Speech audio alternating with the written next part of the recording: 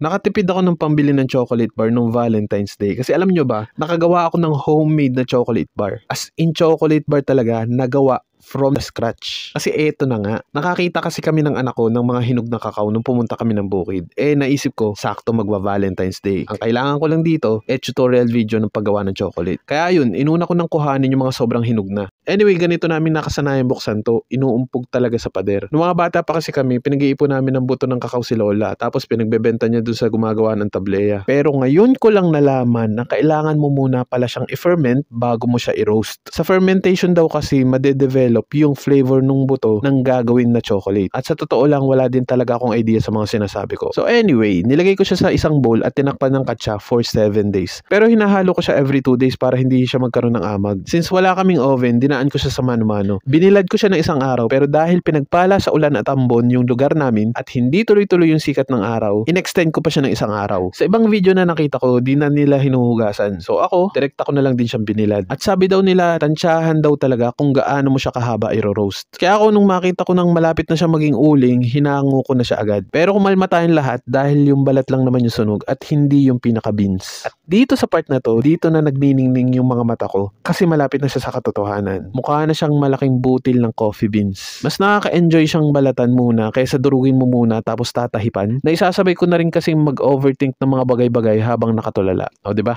At least nagagawa ko pa rin yung iba kong mga hobby habang ginagawa to. Tapos yun, 1 part ng dinurog na cacao nibs at half part ng sugar. Salang sa blender, tapos makaka-expect ka ng ganitong texture niya. Alam kong hindi na siya mare-refine ng todo kasi dapat talaga isasalang pa to sa wet grinder. Pero dahil sa wala kaming ganun, dinagdagan ko na lang siya ng coconut oil. Kaso sa sobrang excitement ko, naparami yung lagay ko. Pero okay lang, walang susuko para sa araw ng mga puso. Bars. Tsaka okay din naman yung kinalabasan. Taktak lang ng konti, tapos ilagay sa ref hanggang tumigas, tapos yun. Actually, after 2 days na bago ko siya ma-check, kasi nauna na namin binanatan yung mga excess na ginawa ko namang mga chocolate cubes. Pero ito lang masasabi ko sa lasa, shoot siya sa banga. Alam mo yung parang kalasa siya ng KitKat, plakadong plakado. At kung iisipin mo, healthy pa siya kasi nga wala siyang halong preservatives. So talagang makakaulit to, pero next time, iro-roast ko pa siya na matagal at di ko na muna lalagyan ng asukal. Gusto ko din kasing itesting na gumawa ng dark chocolate. Anyway, 10/10 tong project na to kasi nga